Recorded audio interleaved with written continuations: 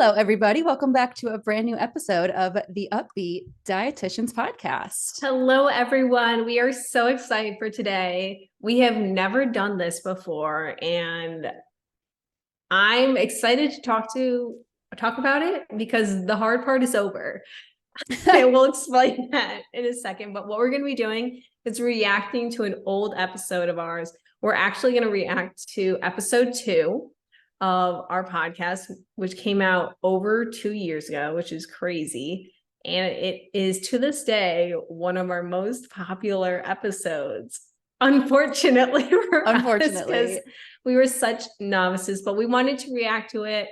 Hannah and I went through and listened to it at a time. So we have some timestamps marked down that we want to react to together. So that's what we're going to be doing today. And we're going to put the timestamps on the screen for you guys to watch with us.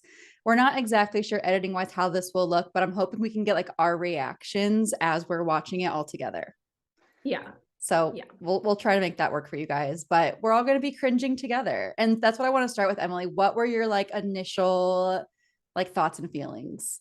So my first thoughts and feelings were how both of our backgrounds have changed. Yes. And how we're in different places. You're in a home and I am no longer at my parents'. So big upgrades for us right away. Making moves. The video quality obviously was also a bit different. And audio was different as well. It was very interesting to see us. It was not as bad. I think it was because I played it fast. So that helped. It was 1.5 speed. It wasn't as bad as I thought it would be. We still had some good points. Yeah, I was like, snaps for them. I was like, we're not completely off. I agree. I texted Emily earlier before we both watched it. I was like, watch it in 1.5 speed. Pro tip, do not watch us at normal speed for this episode at least, because you'll want to jump off your roof. Yeah, it's a long one and we hadn't quite figured out the pauses and the cadence of it. Was our first official podcast episode, even though we had our intro one, but we nixed that from the internet. Do not watch that. I'm begging you to not watch episode 1 of this podcast. Yeah, we've removed that. So yeah. We're little baby podcasters. Why do we look so different? That was 2 years ago. I'm nervous we're aging poorly, but then I look at pictures of us and I'm like, I don't think we look like we're aging poorly. I think we just looked like we were 12 years old through college, and now maybe we're hitting puberty now.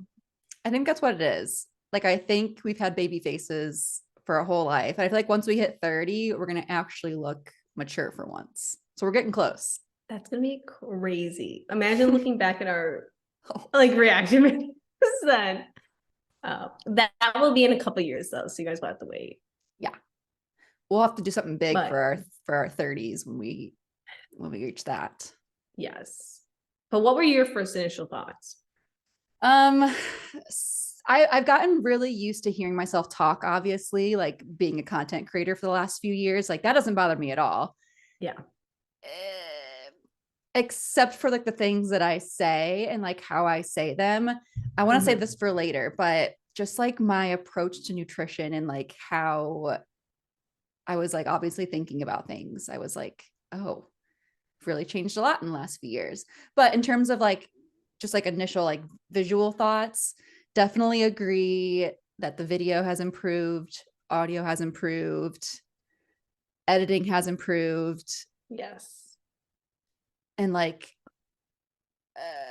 don't know that we look more or less put together. I feel like we still dress the same and everything.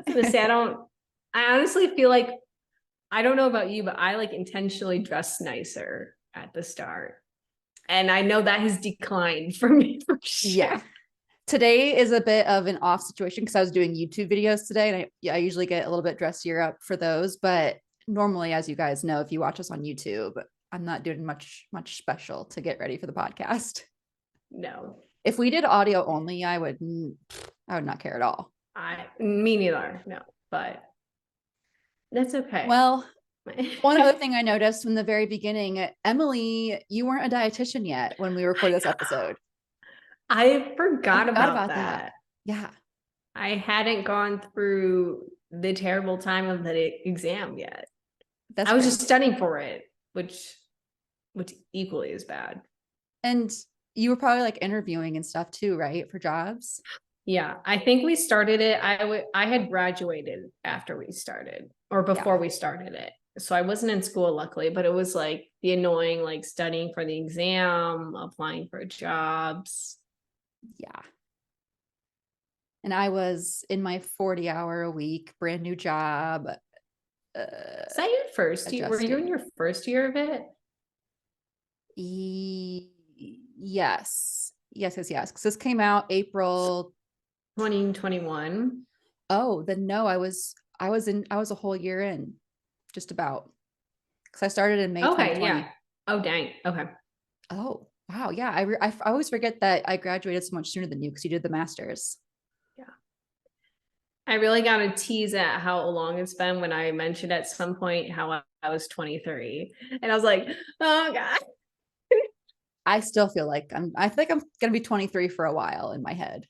I think I've been 22. That's where I've kind of settled in, and I've just decided that is my permanent age.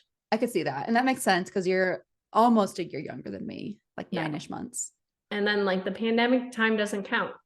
We just stay the same age because we didn't have anything to interact with and mature from. Oh, we matured. We aged, that's for sure, but in a negative way. So besides the stress of the world. Yeah. For us to reflect on. I think that's a big part of what shapes our professional thoughts and everything too, which I think is a great segue. Yeah. Should we get into it? Let's do it. They play the first clip? Yes. Okay. And actually going off of that, one of the biggest pet peeves with dietitians is how you spell it. So to put it on record, just how you spell dietitian is diet, Dietian. And going into college, I had no idea that was actually how you spelled it. I realized that a lot of my college application really have to like spell it out for that. Dietician, which is a big no-no. You do not do that in the dietetics community and also just in general, because that wasn't really the spelling wasn't very well regulated. I know Microsoft Word. Have to call out Microsoft Word and everything. I had no idea, and one of our TAs in our first classes really let us all have it because a lot of us spelled it the incorrect way in some of our assignments, which was pretty funny look back on. But we look at me like cheering you on. Learned our lessons since then and have not spelled it incorrectly. Okay, that's enough. I just think it's so funny. Like, I know the whole point of episode 2 was to like talk about what is a dietitian, what scope of practice. But I just thought it was so funny how at this time in our profession, like that was a huge concern for us when we were little baby dietitians. Like, how do we spell it? Like, that has to be correct. And like, it's not like it was like a quick thing. It was like we spent like at least 4 minutes talking about how to spell dietitian. And that's what we started off with. It wasn't like we were like, oh, even our education, we didn't talk. We just are like, this is how you spell it. I will note, I still get a little bit of a happiness like spark when like my work, my office spells it correctly, but in some hospitals, they do not spell it correctly. So that does make me happy. It helps for sure. But I feel like at this point we have so much else to be worried about and stressing about. I'm like, I don't know if that's the first thing I'd bring up, but to each their own. I think it's more about like advocacy and getting diversity in our field. I think we're at that point now where those things matter a little bit more. Yeah. At least we can look, we're like, hey, we weren't wrong. Right. And I still agree with them. I agree with old Hannah and Emily in that way. I just think it's so cute how that needed to be pointed out. The first thing. Oh my gosh. Yeah. Should we go on to the next one? Let's talk about the next one because and also with the new 2024 requirement where in order to sit for the RD exam, people will have to have at least a master's, which is really interesting. So I'll be interested to see how these guidelines actually change over the next 3 years, because a bachelor's degree will not be enough to sit for the exam. But we can go over what the requirements are now as they are. We can do a refresher maybe in 3 years. Oh, there we go. To see about what we think of the changes. See how like programs will change and such. So option one is like basically I knew we were the gonna most have simple, a straightforward route. Crazy that we're This is what about I did there. with mine. The main thing was our thoughts on the master's requirement, because I feel like our opinions have changed. Maybe not dramatically, but like it's more cemented.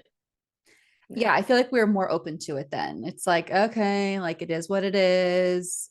We're going to be dietitians finally, and it's going to be, it's definitely well worth it to get a master's because we're the professionals. But now that we're in it, it's like, no, like there's no business for the academy to be requiring this master's degree when we get nothing extra out of it. And like, maybe we would have felt more strongly if it affected us because we were getting grandfathered in.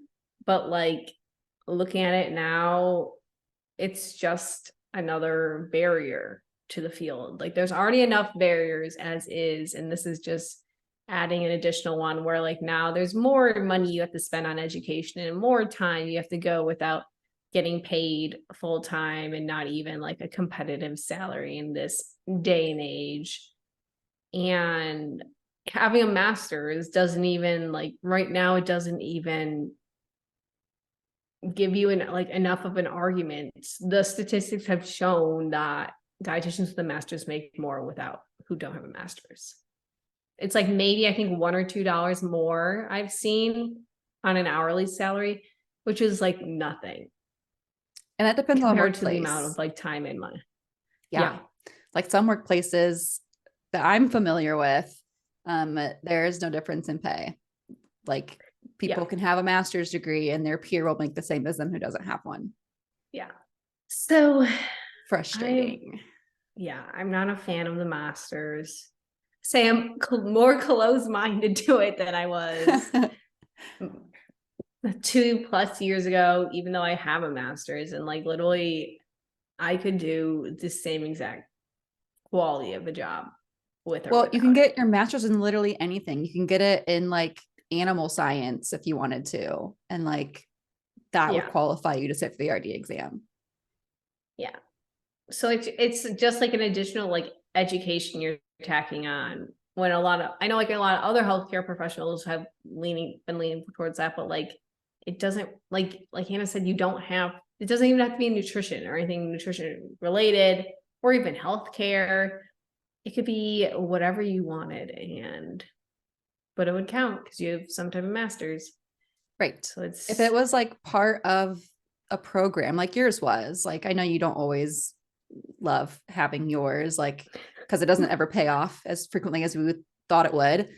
But if it was like that, where it's like part of your internship and clinicals and all of that, and like while you're doing that, you get your master's, and that was the standard where you actually are learning more nutrition and with a pay increase, I could see it being worth it. Like they do in like other healthcare professions that require a master or higher education. But the fact that it can be anything, they just want you to have a master's is like such a joke.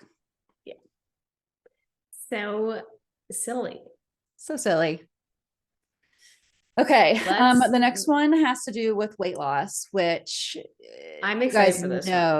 You guys know we've changed our thoughts on this. If you've been here since day one, first of all, we love you. And thanks for sticking around. You are a good person. You've been through it. We've thrown some wild things at you. If you've listened to this episode, as well as the episode on blogging for dietitians or how to start a podcast and store, you deserve compensation. Yeah. Okay, let's God. go to the next one and get into the juicy weight loss stuff. Yeah. So it's not to say that like wanting to lose weight is even a bad thing. You can want to lose weight in a healthy way, but that's just it. You need to do it in a healthy way, and that shouldn't be your main goal. I always say put it on the back burner. Like focus on other things before that's kind of your main goal, because it's so hard to even like keep your weight loss on a steady track because so many things influence it. I mean, you eat a high carb or high salt meal and your weight's going to go up like 5 pounds just because of the water retention. So focusing only on that one factor makes it really hard to assess how well you're actually doing. Okay. I think I have a similar thing I'm thinking, but I would say it much differently now. I think that's the biggest thing. Like, Yeah. the way I was wording it was just not quite right. And even still, I fumble over my words all the time, but I feel like I've gotten better at being able to say what I actually want to be saying. But I was still like in that little weight loss mindset in my brain. I was fresh out of my weight centric education. So that was still like what I was pursuing and educating on and everything. And I think now what I would say that's different is it is very understandable to have that desire for weight loss because our society puts thinness on a pedestal. And it's true that in many ways, having a smaller body comes with lots of privileges. It makes your life so much easier. And so it makes total sense that people would want to lose weight in an unhealthy, restrictive way where it's cutting things out and increasing your risk of disordered eating and all of that. But hey, as long as we're thin, the process to get there would suck. But because you're thin, your life actually could improve because of how society will treat you, which sucks. And so that is what I talk about now, rather than the act of weight loss. It's like, why do we have that desire to lose weight? Like, where do those beliefs come from? Why do we want to do this? How would life be different if we did lose weight? What are we going to gain or lose by dieting? It's much more about, again, like getting to the root with people that I work with about like where those thoughts and desires come from and helping them dig a little bit deeper about what that would entail and also the possible outcomes of it too. Because I know I said in the video, like, you should want to lose weight in a healthy way, but like, is there really a healthy way to pursue intentional weight loss with all that we know about the potential outcomes of dieting and how it's the biggest indicator of disordered eating and eating disorders? Again, I think where I was going is similar to what my thoughts are now, but I was still much more open to the idea of calorie counting and dieting, like pursuing intentional weight loss, which I'm not so much on that page anymore. Yeah. I think this was a really interesting time for us because we were like unlearning a lot of the weight centric education, but also like what we're seeing in diet culture. We were just unlearning that, as well as like you were in your dietitian like profession like in a year, and then I was like preparing to get into it, so not even experiencing it really firsthand. But we're going to talk about this later, so I don't want to talk too much about it, but I feel like it was more so like we were unlearning like who we were putting our energy into, like the people versus the system. And it was like very much we were talking more toward the people, which we still do for the most part in the podcast, but like I don't want to say the blame or like the taking responsibility. It was very much we were like placing it on the people, when now we've like done a much better job of addressing like you said, where is this coming from? Diet culture is the problem. Yeah, not your decisions. Exactly. Your as in you, the listener. Exactly. Not your decisions, Hannah. Like what you do affects all of us. This podcast is reaching millions and it could be detrimental if they listen to so you need to watch what you say. But yeah, I think it was an interesting time of growth, and where this episode was capturing us, we were like kind of like in between the two, like trying to appease everyone, but still like potentially maybe causing a little bit of harm. Yeah. So And that's that why honestly look back. happened. Right. I'm sure we'll look back on this one in 2 years and be like, oh wow. But I feel like this weird middle ground we were in does sort of progress for probably at least like 20 or 30 episodes before we finally, like, we're always, of Like, course, still figure- learning every day, but I feel like it took us a while to get to the place where we are now, where it's like we feel pretty confirmed on our beliefs on all this Yeah. stuff. And I feel like honestly the biggest change in that was like experience in the profession and like exposure Yes. to the disordered eating and eating disorders and the toxic wellness culture and all those fun things, which I just know like right now past me is hating hearing, because all I was hearing from like job recruiters was like, oh, not enough experience now. And right now I'm like, oh yeah, we had more experience, so we knew more. I know it's very valuable, but to go Yes. back to the episode you're talking about where we talked about experience, it definitely can be overemphasized for sure too. Yes. Yeah. That need for it. Yeah. Let's talk about the next one. Next one's more don't know what to lighthearted. expect. This one's more I lighthearted. I It's saw not as your intense. comments and I was like, what does this mean? Okay. Let me get there. Also, can I still say I love our little beat? That It's has been so- there since day one. I love that for us. That's so cute. And I don't think celery juice really harms your body in any way. So at No, least it's that's just- good. You're Yeah. a new fun way to hydrate. Like that's I don't know. It even tastes good though. I feel like it probably wouldn't taste the greatest. controversial opinion, but I believe celery yes. is the I know worst this. vegetable to exist. Oh, I agree. It's stuck in your teeth. It We've been tastes saying this like since day one. bitter. It's not I good. know. We have It's stood only good if you strong. put peanut butter on it and then you put Right. raisins and you have ants on a log. That's the best way to eat it. It's the But- only way. Celery is Yeah. not good. Okay, well, at least we can agree with them on that one. Yeah. They knew what was going on when it comes to celery. Well, Who that's because I knows? got into a whole thing about like medical medium. I forgot how fixated Interest. you. I had this in my notes for later too, but I'll talk about it now. Like, why did I spend so much time in this episode talking about like He was your Pinterest arch models enemy. and medical medium and Dr. Phil? That wasn't even the point of the episode. I forgot about the Pinterest models conversation until I was watching and I'm like, wait, what? That was like in the I- outline. It wasn't like a tangent. Like that was what No. I planned to talk about that episode. Like, we need to address the Pinterest models. Which First is of all, fine. Like I would still talk about that in an episode, but like not in that episode where it's about what's a dietitian. We're kind of all over the place. Yeah. And we still, of course, as you guys know, go on our tangents. Yes. But that was just I was like, Normally "Wait, they're unplanned though. That was a plan. that was a planned tangent. A plangent. yeah. Oh, that was I think funny. we just have one more, right? Yes. The cringe factor hasn't been too extreme. It's just I think we've been No. exposed to it now twice, so we're doing okay.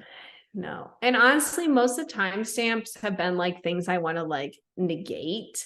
So I didn't really bring any to light that I agree with. So like there was a lot of good things we were saying. It was just like, Yeah. like how we were maybe saying them and like how long we were saying them for could have definitely been condensed a little bit. This last one, I want to say sorry to past Emily, because we've talked about being kinder to our younger selves. And this Yes. was me 2 years ago, and I was not being nice to her in the outline. But that was because she was ignorant, and we're gonna talk I about mean, it. up until about a year ago, I would have thought the same. So, okay, we'll let you guys know what we're talking about. With the dietitian profession is licensure. So licensure, also that's a weird word. I do not want to be saying that a lot, but I'm going to have Very to. Licensure is basically when it varies from state to state. It's not regulated on a federal level, but basically with licensure, it's keeping people safe and focusing more on the safety and, I guess, appropriateness of care from different individuals. I think that's all we needed. Yeah, I feel like you just go on and talk about like what licensure is and stuff. Yeah. So Well, tell the people why this was worth why bringing this up. really upsets me. And it would probably disappoint past us. So if you haven't watched the episode, watch the episode, because we're mostly right about the licensure, just this one part.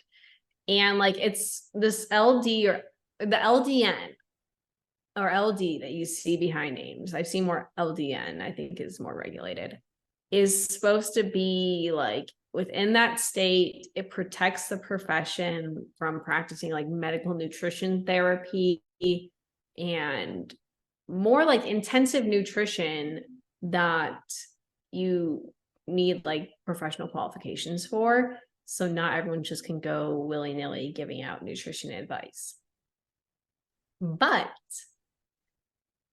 I have recently found out in the past probably year and a half, I have discovered that having LDN, which stands for Licensed Dietitian Nutritionist, different than RD or RDN, which is Registered Dietitian or Registered Dietitian Nutritionist.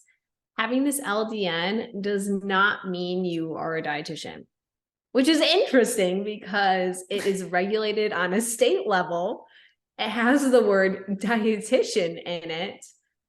So you would think, and that's like a protected, like protective, I don't want to say license, Title? but it's like, yeah, it's a protected title. Like no one can call them a dietitian unless you're a dietitian. Right. You can call yourself a nutritionist all you want, but it says LDN, Licensed Dietitian Nutritionist.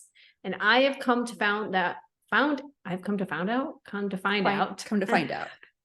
that there are other certifications you can receive that do not have comparable education to dietitians that can put LDN behind their name. And Illinois has the strictest licensure regulation.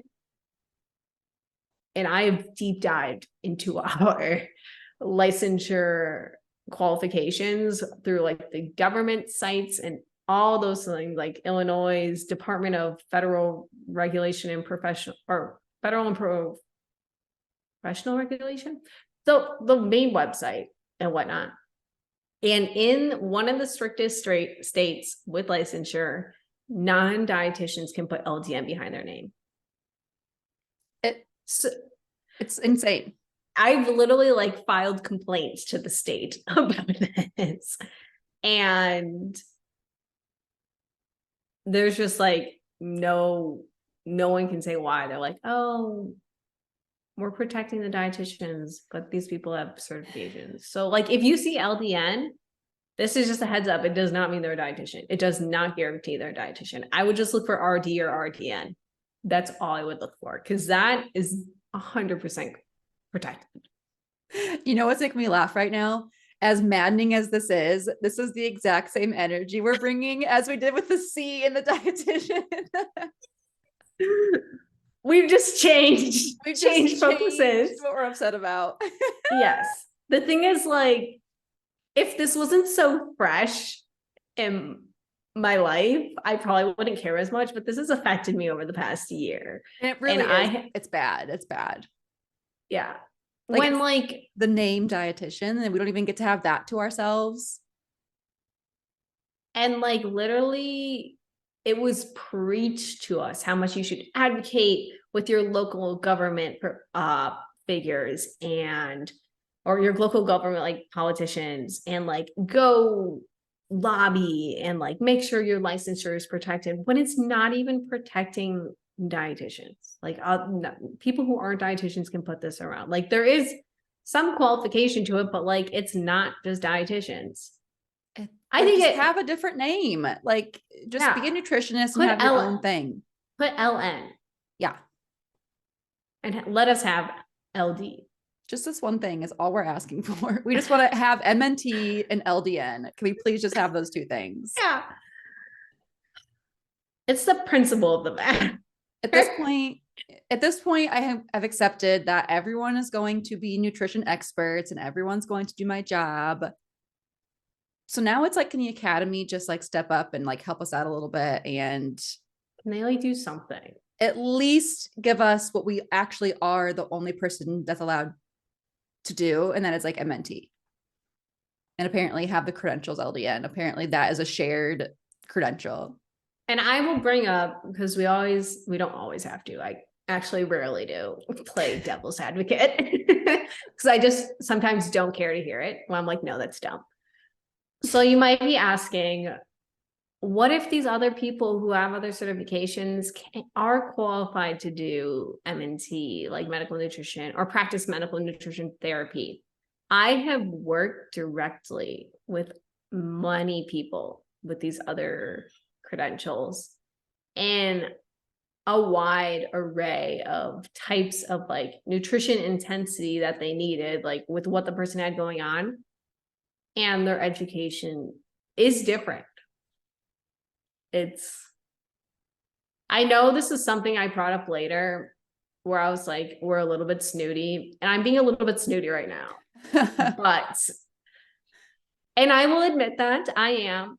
But when it came up to it, where like the cases I was seeing, it was like dangerous. They should not have been seeing patients. I was literally like alarmed and shocked and thinking about bringing it up to like my supervisor. I'm like, oh, what are they doing? Like, you should not be doing this. This is like, you should not be treating this chronic condition this way or recommending these things. Like, that can be very harmful to them.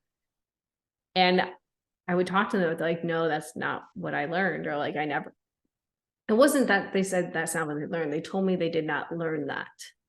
Which I was like,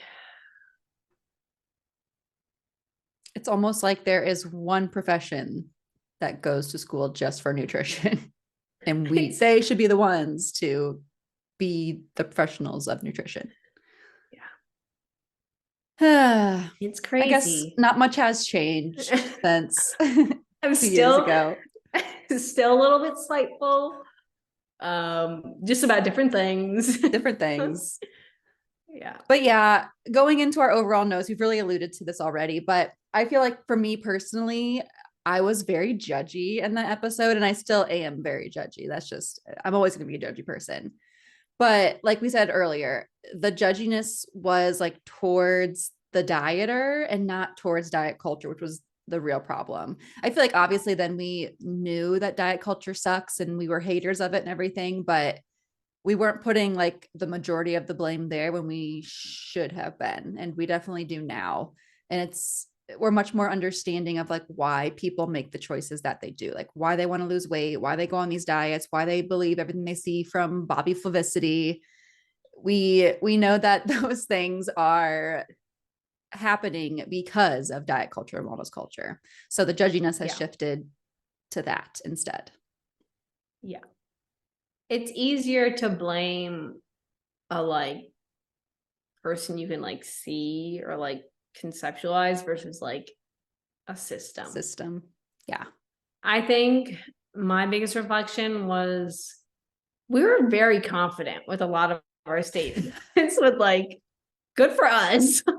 I'm glad we had that confidence, that fresh out of school. But there was sometimes we just like made statements about nutrition or health and then proceeded to say nothing to like back. And I was like, oh man, that's something we've gotten a little bit better at. Yes. We would just like say things and like just assume people like knew. That's true. Which, if you guys were tuning in, I'm going to assume that's you wanted to learn. You didn't just know things we were saying. So that's something we can continue to work on. And I don't think we do that as much compared to that episode. Yeah. But the other thing was, I feel like we were a little bit snooty. I'm still snooty, like very snooty, but I've tried to calm it down a little bit. I try to direct my anger now at the diet industry and the academy. That's who gets all my energy, and they just Yes. constantly get it. It's a little less satisfying because they don't care. Diet culture and the Yes, that academy. is that is the unfortunate part. We don't get the reaction. Yeah, but it's okay. We're doing the right thing. Yeah. We get the satisfaction from that, knowing that we have grown and we are better professionals. Yes, that is important. Personal growth. Well, Cool. we cringed. You guys probably cringed. If you guys like this, we have a handful of other episodes that we would. We have actually the need to restate some things. So if you guys like this kind of content, let us know. Yeah. We can definitely revisit some other episodes. Yeah. Probably for the best. For the best. And we'll revisit this one probably in 2 years, like I said. So we'll just keep growing together. It'll be great. It'll be great. Thanks for listening, guys. We appreciate it. Thanks for sticking around if you've been here since day one, but also thanks for chiming in now, because you've probably saved yourself a lot of pain and time. We're just glad you're here, and we'll see you next week for more. And if you want to hear more from us today, we're going to be talking about, I don't know, Pop-Tarts and toaster strudels. Spoiler, which one is the better option and why. So go check out our bonus question, become a part of the Beet Deets and the Tide Bud. More info on our Instagram, or if you go to Spotify, you can listen to the episode there. Yep. But we'll catch you next week otherwise. All right, guys. Thanks for tuning in. We'll see you next week. Thank you so much for tuning in on this episode of the Up-Beet Dietitians with your hosts, Emily Krause and Hannah Thompson. We appreciate you all so much for continuing to support us. In order to support us and sustain the success of this podcast, please subscribe and leave a rating and review. If you'd like to provide us feedback for future episodes and guest stars, follow us on Instagram at the Up-Beet Dietitians. Lastly, you can show us support by providing a monthly donation using the link at the end of our bio. Once again, thank you so much for listening today, and stay tuned next Wednesday for a new episode. Until then, we hope you have a wonderful rest of your week.